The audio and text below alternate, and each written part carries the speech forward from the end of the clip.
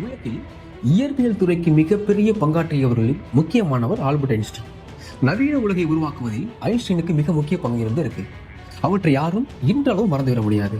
ஆனால் இதே ஆல்பர்ட் ஐன்ஸ்டீனின் மூளை ஒரு காலத்தில் திருடப்பட்டது என்று உங்களுக்கு தெரியுமா? எதற்காக அவருடைய மூளையை திருடினார்கள்? யார் ஆல்பர்ட் ஐன்ஸ்டீன் மூளையை திருடியது? அதை வைத்து என்ன செய்தார்கள் என்று கூறுகிறது இந்த செய்தி தொகுப்பு.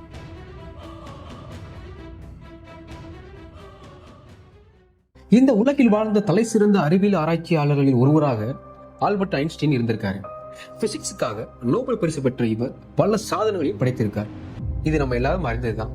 இவர் பல கண்டுபிடிப்புகளை கண்டுபிடித்தாலும் குறிப்பாக E=mc² என்ற இவரது சார்பியல் கோட்பாடு தான் உலகை புரட்டி போட வைத்தது என்று சொல்லலாம். தற்போதும் கூட நவீன இயற்பியலின் 2 தூண்களில் ஒன்றாக இந்த சார்பியல் கோட்பாடு இருந்திருக்கு. ஆல்பர்ட் ஐன்ஸ்டீன் 20ஆம் நூற்றாண்டில் வாழ்ந்த மிகச்சிறந்த அறிவியல் அறிஞர்களில் ஒருவராக திகழ்ந்த இவர் பிரிட்டன் நாட்டில் 1879ஆம் ஆண்டு பிறந்திருக்கிறார். தனது வாழ்நாளில் கடைசி 20 ஆண்டுகள் அமெரிக்காவில் வாழ்ந்த இவர் அறிவியலுக்கு மிகப்பெரிய பங்களிப்பை கொடுத்தும் 1955ஆம் ஆண்டு ஏப்ரல் 18ஆம் தேதி உயிரிழந்திருக்கார். அமெரிக்காவில் நியூ ஜெர்சி மாகாணத்தில் உள்ள பிரின்ஸ்டன் மருத்துவமனையில தான் அவரோட உயிர் பிரிஞ்சிருக்கு. அப்போதான் அந்த வினோதமான சம்பவம் நடந்திருக்கு. அதாவது அதே மருத்துவமனையை சேர்ந்த நோயியல் மருத்துவரான தாமஸ் ஆர்வி என்பவர் உயிரிழந்த ஐன்ஸ்டீன் சடலத்தின் மண்டை ஓபன் பண்ணி மூளையை திருடியிருக்காரு.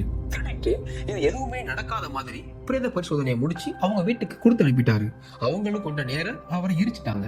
அதற்கு மறுநாள் தான் நியூயார்க் டைம்ஸ் பத்திரிகையில ஐன்ஸ்டீன் மூளை ஆராய்ச்சி நோக்கங்களுக்காக திருடப்பட்டிருக்கு அப்படின்ற நியூஸ் வெளியில வருது. இதை படித்ததும் ஐன்ஸ்டீன் குடும்பத்தில் உள்ளவங்க அதிர்ச்சி அடைகிறாங்க. எதனால அதிர்ச்சி அடைகிறாங்க அப்படின்னா, ஐன்ஸ்டீன் தனது உடலை ஆய்வு செய்யப்படுவதை சுத்தமா விரும்பல.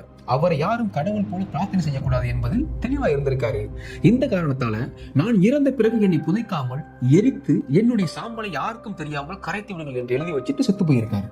ஆனாலும் யாருக்கும் தெரியாமல் மூளையை திருடிய ஹார்வி அதை பாதுகாத்து வந்திருக்காரு. ஐன்ஸ்டீன் மூளையை பல பக்கங்கள்ல இருந்து போட்டோ எடுத்திருக்காரு. அந்த மூளையை 250 துண்டுகளா வெட்டி ஆய்வு செஞ்சிருக்காரு. இதெல்லாம் சொல்லும் போதே நமக்கு கைகாலெல்லாம் நடுங்கிற மாதிரி ஒரு ஃபீல் உண்டாகுது.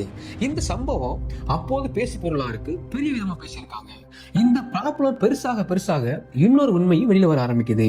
இவரோட மூளையை எடுத்து ஆராய்ச்சி செய்ய ஆல்பர்ட் ஐன்ஸ்டீனோட மகன்ட பர்மிஷன் வாங்கியிருக்காங்க. அதுவும் அறிவியல் நலனுக்காக மட்டுமே நான் பயன்படுத்துவேன்னு ஹார்வி உறுதிமொழி கொடுத்திருக்காரு. அந்த டைமிங்ல ஐன்ஸ்டீனோட மூளையை பத்தி ஹார்வி பேசாம இருந்தாலும் போக போக அதை பத்தி பேச ஆரம்பிக்கிறாரு. ஐன்ஸ்டீன் மூளையை எடுத்து ஆராய்ச்சி பண்ணதை ஒப்புக்கொண்ட ஹார்வி அதை வைத்து இத்தனை காலம் பல்வேறு ஆய்வுகளை மேற்கொண்டதாக குறிப்பிட்டாரு.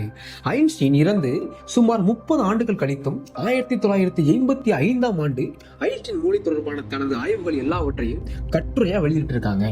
அதுல ஐன்ஸ்டீன் மூளையில நியூரானும் கிளியல் என்று அழைக்கக்கூடிய 2 வகையான உயிரணுக்கள் விகிதங்கள் அளவு அதிகமாக இருக்கிறத கூறியிருக்காங்க. இந்த சம்பவத்திலிருந்து ஒன்னே ஒண்ணு தெரியுது, ஐன்ஸ்டீன் அவர்கள் ஆராய்ச்சிக்காக எவ்வளவு டைம் ஸ்பெண்ட் பண்ணிருக்காங்க அப்படின்னு. மனுஷன் ஆராய்ச்சியை தவிர வேற எந்த வேலையும் பார்த்திருக்க மாட்டான் போல. அதுக்கப்புறமும் இன்னும் 5 வகையான ஆய்வுகள் மேற்கொண்டிருக்காங்க அப்படின்றது அதில் சொல்லப்பட்டிருக்கு. அதில் ஐன்ஸ்டீனின் மூளையில உள்ள செல்கள் பற்றியும் மூளையின் வடிவம் பற்றியும் அதிகமா தகவல் இடம்பெற்றிருக்கு. மொத்தத்துல இவர் இறந்தது 1955. ஆனால் இவரோட மூளையை கடைசியா 2014 வரை ஆய்வு பண்ணியிருக்காங்க. அதாவது 59 வருடங்கள் ஆராய்ச்சிக்கு உட்படுத்திருக்காங்க. இதுக்குத்தான் அதிகமா படிக்க கூடாதுன்னு சொல்றது. அப்படி படிச்சோம்னு வச்சுக்கோங்களேன், செத்ததுக்கு அப்புறமும் இப்படித்தான் வச்சு செய்வானுங்க. மீண்டும் இன்னும் ஒரு சுவாரஸ்யமான தொகுப்போடு உங்களை சந்திக்கிறேன். வாழ்க தமிழ்.